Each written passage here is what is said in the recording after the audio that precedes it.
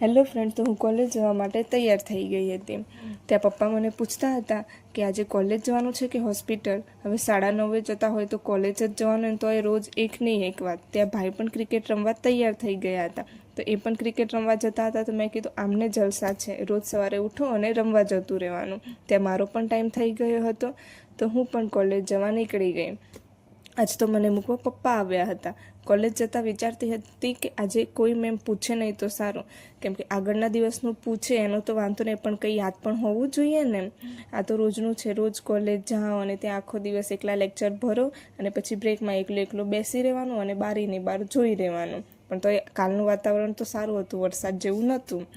પછી છૂટીને તો મને ઉતાવળ આવી ગઈ કે ફટાફટ ઘરે જતી રહું, કારણ કે આખો દિવસ કોલેજમાં કંટાળ્યા હોય તો એવું તો થાય ને કે ઘરે જઈને શાંતિથી બેસીએ, આરામ કરીએ.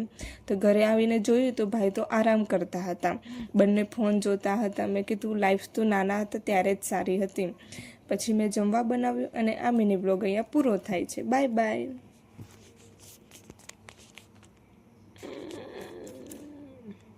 ચાલુ તો કર્યું હતું.